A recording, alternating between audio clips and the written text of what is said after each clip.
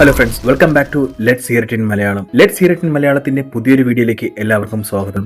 കഴിഞ്ഞ വീഡിയോയിൽ നമ്മൾ കണ്ടത് ഫോക്സിന്റെ ആ പഴയ ഐക്കോണിക് ഫാന്റാസ്റ്റിക് ഫോർ സീരീസ് ആയിരുന്നുവെങ്കിൽ ഇതാ മാർവൽ തങ്ങളുടെ പുതിയ ഫാന്റാസ്റ്റിക് ഫോർ ചാപ്റ്ററിന്റെ തുടക്കം കുറിച്ചിരിക്കുകയാണ്. മൾട്ടിവേഴ്സിന്റെ വാതിലുകൾ തുറന്നതോടെ ഈ പുതിയ കഥ നമ്മളെ നേരെ കൊണ്ടുപോകുന്നത് നമ്മൾ കാത്തിരിക്കുന്ന അവെഞ്ചേഴ്സ് ഡൂംസ്ഡേയിലേക്കാണ്. അപ്പോൾ നമുക്കൊട്ടും സമയം കളയാതെ പുതിയ വീഡിയോയിലേക്ക് കടക്കാം. കഥ തുടങ്ങുന്നത് നമ്മുടെ ലോകത്തല്ല, മറിച്ച് ടെക്നോളജി വൈസ് നമ്മളെക്കാൾ മുന്നിൽ നിൽക്കുന്ന എർത്ത് 828 എന്ന ആൾട്ടർനേറ്റ് യൂണിവേഴ്സിലാണ്. 1960കളിലാണ് ഈ കഥ നടക്കുന്നത്. 60കളിലെ ഒരു റെട്രോ ഫീൽ നൽകുന്ന ഒരു മോഡേൺ ന്യൂയോർക്ക് നഗരം. തങ്ങളുടെ ശാസ്ത്ര പരീക്ഷണത്തിനിടെ ആകസ്മികമായ കോസ്മിക് റേഡിയേഷൻ ഏറ്റ് വിചിത്രമായ പവർ കിട്ടിയവരാണ് റീഡ് റിച്ചാർഡ്സും സൂസൻ സ്ട്രോമും ജോണി സ്ട്രോമും പിന്നെ ബെന്നും. അവിടെ അവർ വെറുമൊരു സൂപ്പർ ഹീറോസ് മാത്രമല്ല, ജനങ്ങൾ ആരാധിക്കുന്ന പ്രപഞ്ചത്തിലെ ഏറ്റവും വലിയ സെലിബ്രിറ്റീസ് ആണ്. സിനിമയുടെ പശ്ചാത്തലം വ്യക്തമാക്കാൻ വേണ്ടി തുടക്കത്തിൽ കാണിക്കുന്നത് ഒരു പ്രത്യേകതരം ടിവി ഷോയാണ്. അവിടെ ഫാന്റാസ്റ്റിക് ഫോറിന്റെ 4ാം വാർഷികം ആഘോഷിക്കുകയാണ്. ആ ടിവി ഷോയിൽ പല കാര്യങ്ങളും പറയുന്നുണ്ട്. എങ്ങനെയാണ് ഇവർക്ക് പവർ കിട്ടിയതെന്നും ഇവർ ജനങ്ങളെ എങ്ങനെയാണ് രക്ഷിക്കുന്നതെന്നും അതിൽ പറയുന്നുണ്ട്. അതിൽ പ്രധാനമായി പറയുന്ന ഒരു കാര്യമാണ് മോൾമാൻ എന്ന് പറയുന്ന ഒരു വില്ലനുമായി നടന്ന പോരാട്ടം. മോൾമാൻ ഭൂമിയുടെ അടിയിൽ സ്വന്തം സാമ്രാജ്യം ഉണ്ടാക്കാൻ വേണ്ടി ഒരു എക്സ്പെരിമെന്റ് നടത്തുന്നുണ്ട്.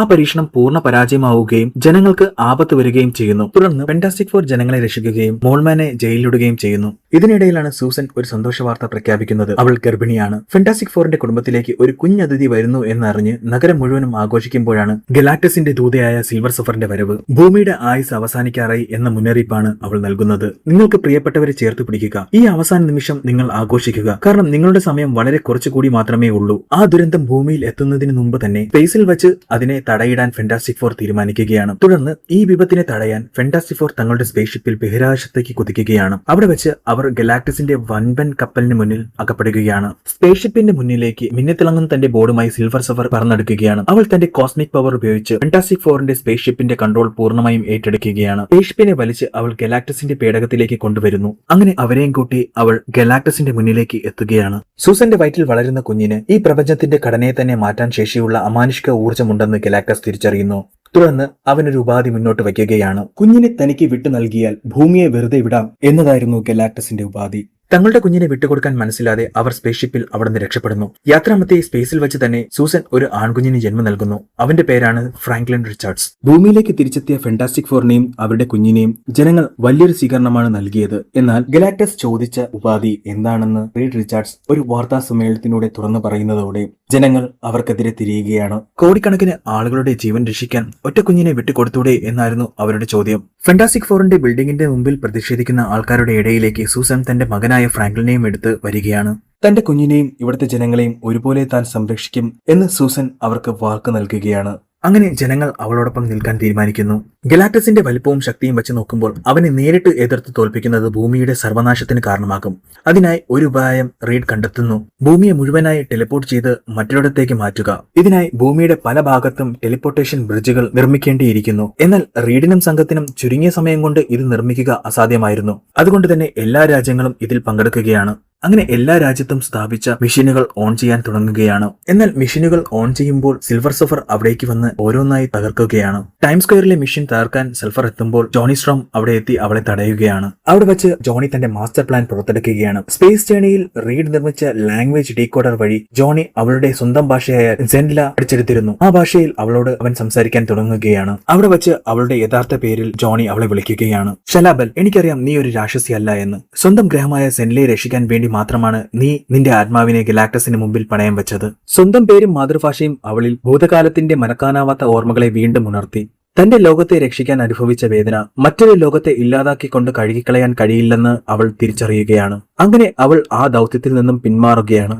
ഷലാബൽ മനസ്സുമാറി മടങ്ങിപ്പോയെങ്കിലും അവർക്ക് മുന്നിൽ ഇപ്പോൾ ഒരു വലിയൊരു വെല്ലുവിളിയുണ്ട്. വെറും ഒറ്റ ബ്രിഡ്ജ് മാത്രമാണ് ഇനി ബാക്കിയുള്ളത്. കോടിക്കണക്കിന് വരുന്ന ഭൂമിയിലെ സകല മനുഷ്യരെയും ഈ ഒരൊറ്റ ചെറിയ ഗേറ്റിലൂടെ പെട്ടെന്ന് ടെലിപ്പോർട്ട് ചെയ്യുക എന്ന് പറയുന്നത് തികച്ചും അസാധ്യമായ കാര്യമാണ്. സമയം കൈവിട്ടു പോകുന്ന ആ നിർണായക നിമിഷത്തിൽ റീഡ് വീണ്ടും ഒരു പ്ലാൻ തയ്യാറാക്കുന്നു. നമുക്ക് ഭൂമിയെ മാറ്റാൻ കഴിയില്ല, പക്ഷേ ഗലാക്ടസിനെ മാറ്റാൻ കഴിയും. ഗലാക്ടസിനെ മറ്റൊരു ഗ്രഹത്തിലേക്ക് ടെലിപ്പോർട്ട് ചെയ്യുക, അതായിരുന്നു റീഡിന്റെ പ്ലാൻ. എന്നാൽ ആകാശത്ത് ഒരു ഗ്രഹത്തോളം വലുപ്പത്തിൽ നിൽക്കുന്ന ഗലാക്ടസിനെ ഭൂമിയിലെ ആ ചെറിയ ബ്രിഡ്ജിന്റെ മധ്യഭാഗത്ത് എത്തിക്കുക എന്നത് അടുത്തൊരു വെല്ലുവിളിയാണ്.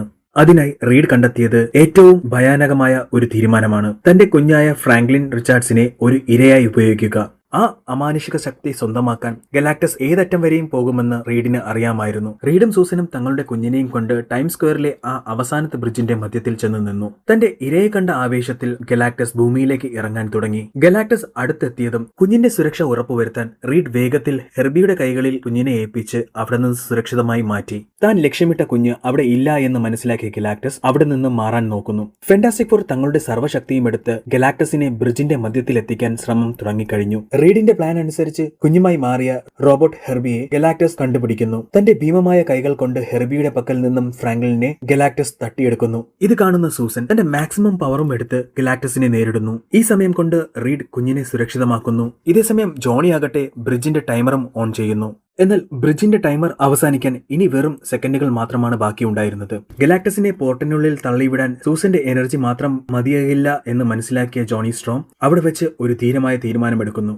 ജോണി തന്റെ ശരീരത്തിലെ മുഴുവൻ എനർജിയും പുറത്തെടുത്ത് ഒരു സൂപ്പർ നോവയായി മാറുന്നു. എന്നിട്ട് ഗലാക്ടസിന് നേരെ പാഞ്ഞെടുക്കുന്നു. ആ നിമിഷത്തിൽ ഷലാബൽ അവിടെ എത്തുകയും ജോണിയെ തട്ടിമാറ്റുകയും ചെയ്യുന്നു. ഷലാബൽ ഗലാക്ടസിനെയും കൊണ്ട് പോർട്ടലിനുള്ളിലേക്ക് പോകുന്നു. പോർട്ടൽ എന്നേക്കുമായി അടയുകയും ഗലാക്ടസ് മറ്റൊരു മൾട്ടിവേഴ്സിലേക്ക് നാടുകടത്തുകയും ചെയ്തതോടെ ആ വൻപൻ യുദ്ധം അവിടെ അവസാനിക്കുകയാണ്. ഗലാക്ടസിനെ പോർട്ടലിനുള്ളിൽ തള്ളിയിടാൻ തന്റെ പരമാവധി അമാനുഷിക ശക്തി ഉപയോഗിച്ച സൂസൻ സ്ട്രോം തന്റെ ജീവന്റെ അവസാന ശ്വാസവും നിലച്ച് റീഡിന്റെ കൈകളിൽ ബോധരഹിതയായി കിടക്കുകയാണ്. അപ്പോഴാണ് ആ അവിശ്വസനീയമായ സംഭവം നടക്കുന്നത്. റീഡിന്റെ കൈകളിൽ ഇരുന്ന ഫ്രാങ്ക്ലിൻ റിച്ചാർഡ്സ് തന്റെ അമ്മയുടെ മുഖത്തേക്ക് തൊടുന്നു. അങ്ങനെ തന്റെ കുഞ്ഞിന്റെ സ്പർശനത്തിൽ സൂസൻ വീണ്ടും ശ്വാസമെടുത്ത് ജീവനിലേക്ക് തിരിച്ചു വരികയും ചെയ്യുന്നു. ഇങ്ങനെയാണ് ഈ സിനിമ ഇവിടെ അവസാനിക്കുന്നത്. മാർവൽ സിനിമകളിൽ ഉള്ളതുപോലെ തന്നെ ഇതിലും ഒരു പോസ്റ്റ് ക്രെഡിറ്റ് സീൻസ് ഉണ്ട്. ഇത് ഡയറക്റ്റായിട്ട് കണക്ട് ചെയ്യുന്നത് ഡോക്ടർ ഡൂമിലേക്കാണ്. പോസ്റ്റ് ക്രെഡിറ്റ് സീനിൽ 4 വർഷങ്ങൾക്ക് ശേഷമുള്ള കാര്യങ്ങളാണ് കാണിക്കുന്നത്. കുഞ്ഞു ഫ്രാങ്ക്ലിന് ഇപ്പോൾ 4 വയസ്സായിട്ടുണ്ട്. അവൻ അവിടെ കളിച്ചുകൊണ്ടിരിക്കുകയാണ്. സൂസൻ അവന്റെ അടുത്ത് നിന്നും മാറിയ നിമിഷം അവന്റെ അടുത്തേക്ക് ഒരാൾ വരികയാണ്. തിരിച്ചെത്തുന്ന സൂസൻ കാണുന്നത് കയ്യിലൊരു ഇരുമ്പ് മാസ്കും വെച്ച് ഒരാൾ ഫ്രാങ്ക്ലിന്റെ അടുത്തിരിക്കുന്നതാണ്. അത് മറ്റാരുമായിരുന്നില്ല, ഡോക്ടർ ഡൂം ആയിരുന്നു. ഇപ്പോഴത്തെ ഫാൻ തിയറികൾ പ്രകാരം അത് ഡോക്ടർ ഡൂം അല്ല എന്നാണ് പറയുന്നത്. നമ്മുടെ ഈ ചാനൽ സബ്സ്ക്രൈബ് ചെയ്തിട്ടില്ലെങ്കിൽ ഇപ്പോൾ തന്നെ സബ്സ്ക്രൈബ് ചെയ്യുക. ഈ വീഡിയോ ഇഷ്ടപ്പെട്ടെങ്കിൽ മറക്കാതെ ലൈക്ക് ചെയ്യുക. നിങ്ങളുടെ അഭിപ്രായങ്ങൾ താഴെ കമന്റ് ചെയ്യാനും മറക്കരുത്.